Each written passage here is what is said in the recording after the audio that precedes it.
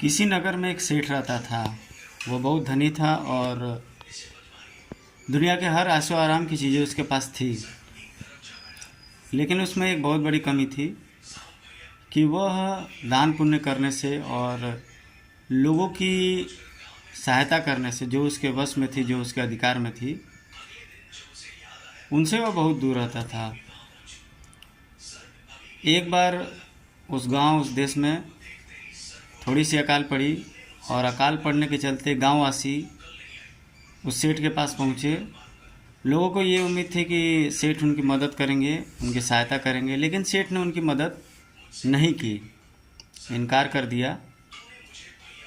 तो गांव वाले चले गए समझ बूझ करके कि ये व्यक्ति नहीं करेगा, हमें कोई दूसरे विकल्प की तलाश करनी होगी।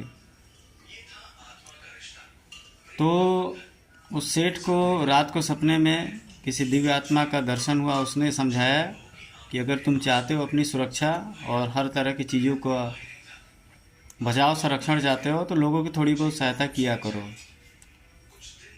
लेकिन सेठ की बात में दोबारा भी नहीं समझ में आया। तो ईश्वर ने सोचा कि इसे थोड़ी सी सबक सिखाई जाए।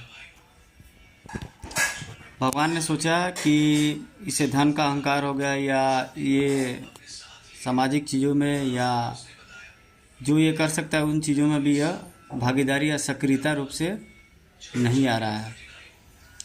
भगवान ने उसके बनाए हुए साम्राज्य में से थोड़ी बहुत संपत्ति और थोड़ा बहुत साम्राज्य भी गड़बड़ स्थिति में ला दिया, खराब कर दिया, चौपट कर दिया। सेठ को इससे फर्क नहीं पड़ता था। सेठ बहुत धनवान था, बहुत अमीर था। फिर कुछ समय बाद आपदा विपदा आई, फिर गांव वाले आए, फिर गांव वालों ने उससे सहायता मांगे। इस बार फिर सेठ ने मना कर दिया। ईश्वर ने फिर इस बार सपने में दर्शन दे करके कहा कि बचाना चाहते हो अपने आप को तो थोड़ा बहुत दो, अन्यथा कर्मों का प्रतिफल अवश्य मिलता है। सेठ ने इस बार भी इग्नोर किया। भगवान ने फिर उसी आधे से ज़्यादा उसकी संपत्ति उड़ा दी और उसको उस स्थिति में ला दिया जहाँ पे वो बिल्कुल शुरुआती दौर में था। अब सेठ परेशान हो गया। परेशान होकर के जब तक पूजा पाठ करवाने लगा, उचित ब्राह्मणों से सलाह लेने लगा। एक ब्राह्मण, एक विद्वान ने कहा कि जिसको ज़रूरत थी, जब ज़रूरत थी तो तुमने दिया नहीं।